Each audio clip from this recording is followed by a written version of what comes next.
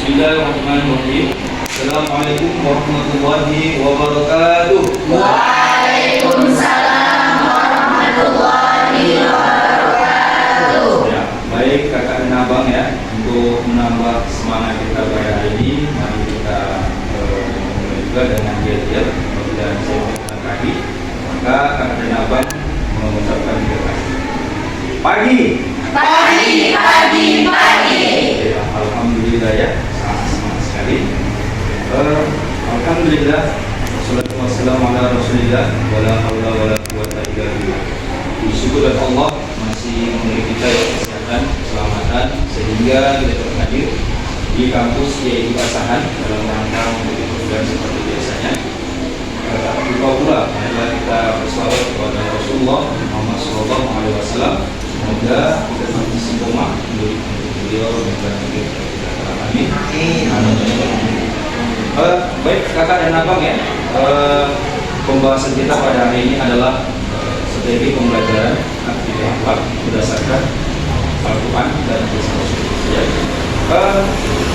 Dari kelompok sebelah kiri ada yang ingin pendapat bagaimana kira-kira strategi pembelajaran berdasarkan Al-Quran dan Kisah Rasul. Ya, ada? Ya, silakan. Assalamualaikum warahmatullahi wabarakatuh. Waalaikumsalam. Nama saya adalah Timurana. Saya ingin memberikan pendapat mengenai strategi pembelajaran akidah akhlak berdasarkan Al-Quran dan Kisah Rasul. Yang pertama adalah pembelajaran berbasis kisah atau storytelling yang menggunakan kisah-kisah yang ada dalam Al-Quran dan juga riwayat para Rasul yang kita jadikan contoh nyata agar untuk memperbaiki akhlak kita. Jadi kita menggunakan kisah Rasul, terus kisah yang ada di Al-Quran. Karena kan di Al-Quran itu bukan hanya kisah Rasul yang ada, dari kisah umat manusia pun ada di situ. Yang bisa kita jadikan pembelajaran yang penting bagi kita. Ya, bagus sekali. Siapa nama Pak? Gimana? Ya, kita berhapus dulu ya. Ya, ada lagi? Dari kakak abang sebelah sini. Ya, silakan. Abang siapa nih? Abang Ibnu ya? Ya, silakan. Baik, assalamualaikum warahmatullahi wabarakatuh. Waalaikumsalam warahmatullahi wabarakatuh. Menurut saya strategi pembelajaran akidah akhlak berdasarkan dari Al-Quran dan Kisah Rasul. Strategi yang bisa dipilih yaitu mengajarkan ayat-ayat Al-Quran. Poinnya apa? Pemilihan ayat oleh pendidik, pemilihan ayat yang berkontribusi dengan kisah-kisah Rasul, lalu diterapkan, lalu direnungi antara pendidik dan peserta didik. Ya. Itu menurut saya. Ya. Terima Hapus kasih. ya. Ya. Ini hapus dulu. Kalau sebagai sini ada yang mau pendapat? Ya, silakan. Assalamualaikum warahmatullahi wabarakatuh. Waalaikumsalam warahmatullahi wabarakatuh. Saya ingin berpendapat tentang strategi pembelajaran berdasarkan Al-Quran dan Kisah Rasul. Menurut saya, menggunakan nilai-nilai yang terdapat dalam Al-Quran dan Kisah Rasul dalam kurikulum. Ya, makasih ya. Dari saya, terima kasih. Ya, kita hapus dulu ya. Ya, silakan. Assalamualaikum warahmatullahi wabarakatuh. Saya Nurhati Kipti ingin memberikan pendapat dari materi kita yaitu strategi pembelajaran akidah akhlak dari Al-Quran dan Kisah Rasul. Di sini saya akan memberikan pendapat strategi pembelajaran dari Kisah Rasul. Jadi strategi pembelajaran dari Kisah Rasul itu metode pengajaran yang kita ambil dari kisah-kisah Rasul yang terdahulu. Misalnya kita bisa menerapkan pembelajaran melalui cerita dari kisah-kisah Rasul yang dulu, kita jelaskan bagaimana kehidupan Rasul yang dahulu itu. Kemudian kita mengajak murid untuk mengambil nilai-nilai moral dan teladan dari kisah yang sudah kita ceritakan tadi. Kemudian setelah mengetahui cerita itu tadi, kita bisa mengajak murid untuk menerapkan dari kisah Rasul itu tadi kepada kehidupan kita sehari-hari. Ya. Bagus sekali ya, bagus ya. Ya, benar sekali ya apa yang dikatakan oleh kakak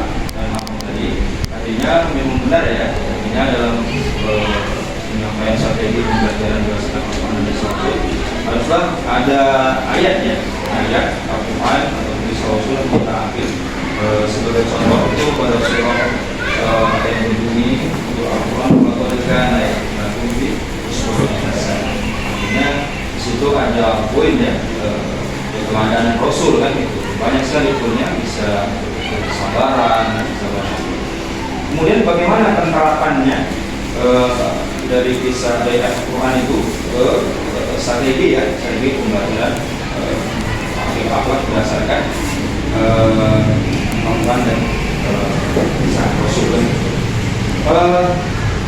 Itu nanti ya akan dibahas oleh kelompok berapa? Kelompok 4 ya. Bagaimana dibahas secara mendalam ya ayat Quran, bagaimana penerapannya, praktiknya, contohnya ya. Nanti kita diskusikan di tempat sini. Pula kakak dan anak kakak ya, silakan maju ke depan ya. Silakan.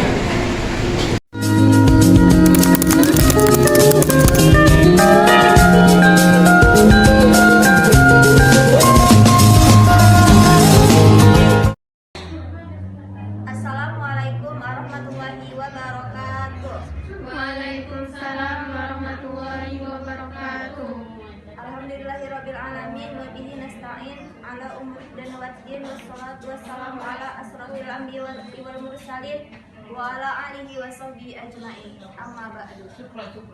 Yang saya hormati Buya Salma Ahyani pada mata kuliah Akidah Akhlak, serta yang saya hormati teman-teman seperjuangan sekalian. Baiklah, perkenalkan kami dari kelompok 3. Di sini kami mengangkat judul tentang strategi pembelajaran berdasarkan materi.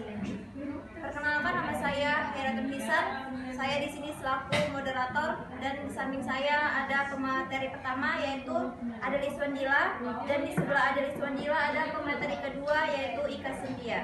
Untuk mempersingkat waktu, baiklah kita masuk pada sesi yang pertama yaitu sesi pemaparan materi yang akan disampaikan oleh pemateri pertama dan akan dilanjutkan oleh pemateri kedua. Saya persilakan dengan segala hormat. Terima kasih kepada moderator atas kesempatannya untuk saya memaparkan materi. Nah, di sini saya akan menjelaskan tentang strategi pembelajaran berdasarkan materi. Secara umum, strategi adalah alat, rencana atau metode yang digunakan untuk menyelesaikan suatu tugas. Dalam konteks pembelajaran, strategi berkaitan dengan pendekatan dalam pencapaian materi pada lingkungan pembelajaran.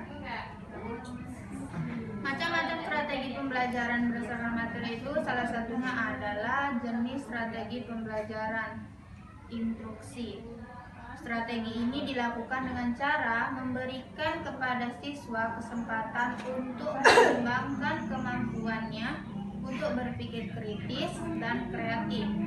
Dalam strategi ini, siswa diajak untuk mengeksplorasi konsep-konsep yang sudah diajarkan melalui pengamatan, tanya jawab, dan percobaan ataupun praktek.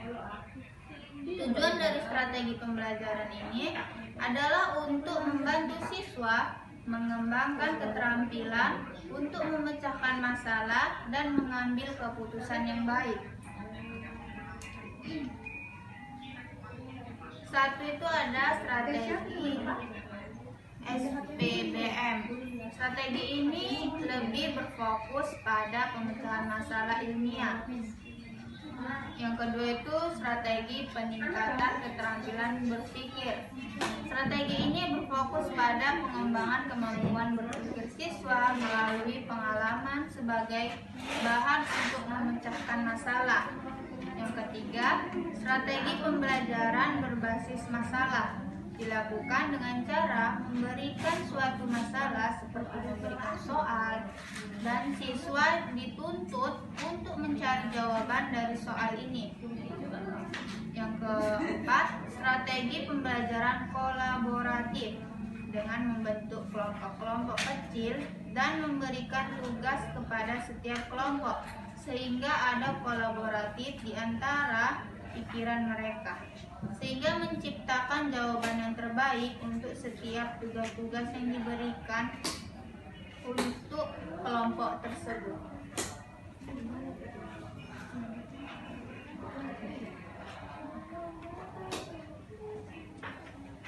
Baik, saya akan menjelaskan tentang model pembelajaran berpikir indukatif. Jadi, model pembelajaran ini merupakan karya besar Hilda Tabah, suatu strategi mengajar yang dikembangkan untuk meningkatkan kemampuan siswa dalam mengelola informasi. Secara singkat, model ini merupakan strategi mengajar untuk mengembangkan keterampilan berpikir siswa. Model ini dikembangkan atas dasar beberapa postulat sebagai berikut. 1. Kemampuan berpikir dapat diajarkan. Nah, yang kedua itu berpikir merupakan suatu transaksi aktif antara individu dengan data. Artinya, dalam setting kelas, bahan ajar merupakan sarana bagi siswa untuk mengembangkan operasi kognitif tertentu.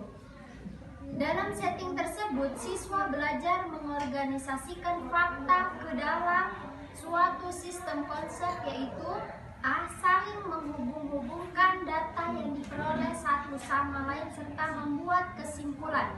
Nah, yang B itu menarik kesimpulan berdasarkan fakta-fakta yang telah diketahui dalam rangka membangun hipotesis.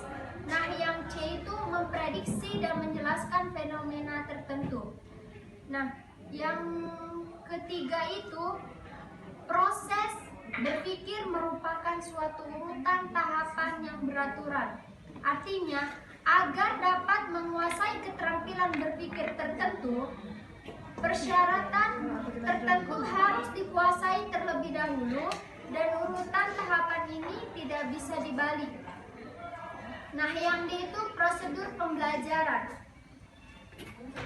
Suatu konsep diperoleh melalui 3 tahap. Pertama, tahap kategorisasi, yaitu upaya mengkategorikan sesuatu yang sama atau tidak sesuai dengan konsep yang diperoleh. Peroleh konsep didasarkan pada kondisi reseptif siswa dan sifatnya lebih langsung, artinya guru lebih banyak memimpin.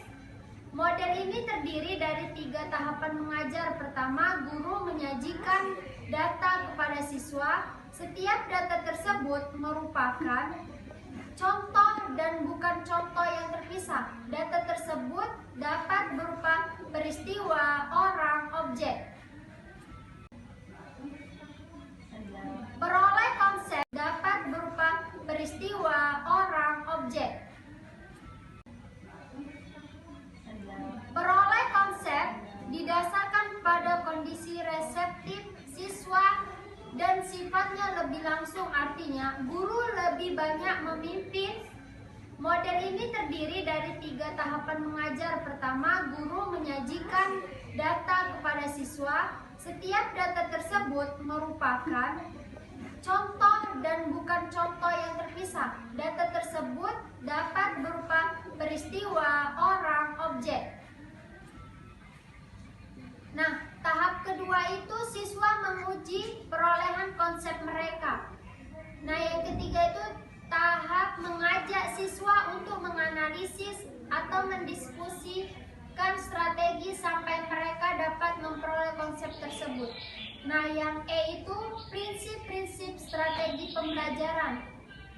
Jadi ada prinsip umum menggunakan strategi pembelajaran. Yang pertama itu orientasi pada tujuan. Nah, yang kedua itu aktivitas. Nah, yang ketiga itu individualitas. Nah, yang Terima kasih kepada pemateri yang sudah memaparkan materi secara baik. Oke, masuk pada sesi yang kedua, yaitu sesi tanya jawab. Di sini saya persilakan. Assalamualaikum warahmatullahi wabarakatuh. Waalaikumsalam warahmatullahi wabarakatuh. Kenalkan, nama saya Dalila. Di sini saya akan bertanya, sebutkan langkah-langkah yang dapat dilakukan seorang guru dalam mengajarkan akhlak melalui strategi pembelajaran kolaboratif. Terima kasih. kepada teman-teman semua yang sudah menanyakan kepada kelompok kami. Di sini kami akan menjawab pertanyaan dari salah satu audiens kami yang telah menanyakan kepada kami pertanyaan dari Dalila yang akan dijawab oleh Ika Cynthia, dan selanjutnya akan disambung oleh Andi Sungkila dan akan disambungkan oleh saya sendiri. Kepada teman saya Ika Cynthia, saya persilakan. Jadi saya akan menjawab pertanyaan dari Dalila. Soalnya sebutkan langkah-langkah yang dapat dilakukan seorang guru dalam mengajarkan akhlak melalui strategi pembelajaran kolaboratif. Nah, jadi langkah-langkahnya itu yang pertama itu menentukan tema dan tujuan pembelajaran. Jadi dalam menentukan tema dan tujuan pembelajaran itu kita harus tahu tentukan tema akhlak yang diajarkan. Misalkannya kejujuran, tanggung jawab, toleransi, dan kasih sayang. Rumuskan tujuan pembelajaran yang spesifik, terukur, dapat dicapai, relevan, dan berjangka waktu atau SMART. Misalnya, setelah pembelajaran, siswa diharapkan dapat menunjukkan sikap jujur dalam mengerjakan tugas kelompok. Dan yang kedua itu membentuk kelompok kolaboratif. Jadi dalam membentuk kelompok kolaboratif ini, kita harus bagi siswa menjadi kelompok kecil dengan anggota yang beragam latar belakang dan kemampuan. Nah, jadi kita harus juga pastikan setiap anggota kelompok memiliki kesempatan untuk berperan aktif dalam proses pembelajaran. Nah, yang ketiga itu menyiapkan materi dan aktivitas. Nah, yang keempat itu ada membimbing dan memfasilitasi pembelajaran. Itu contohnya berikan instruksi yang jelas tentang tugas dan peran masing-masing anggota kelompoknya. Dan yang kelima itu mengevaluasi dan memberikan umpan balik. Itu contohnya evaluasi hasil pembelajaran dengan memperhatikan aspek kognitif dan afektif dan psikomotorik. Yang terakhir itu ada mengintegrasikan nilai-nilai akhlak. Ini contohnya itu dorong siswa untuk menerapkan nilai-nilai akhlak dalam setiap aktivitas pembelajaran. Memberikan contoh aktivitas dari kolaboratif, yaitu yang pertama bisa menggunakan permainan peran. Siswa berperan sebagai tokoh yang sedang menghadapi dilema etis. Mereka berdiskusi dan mencari solusi terbaik sesuai dengan nilai-nilai akhlak. Yang kedua itu contohnya bisa menggunakan studi kasus. Siswa itu diajak untuk menganalisa kasus nyata yang berkaitan dengan akhlak. Mereka dituntut untuk membahas berbagai perspektif dan mencari solusi yang tepat. Dan contoh yang ketiga itu ada menggunakan proyek kelompok. Siswa bekerja sama untuk membuat proyek yang mengangkat tema akhlak. Mereka dapat membuat video atau sebuah poster atau pementasan.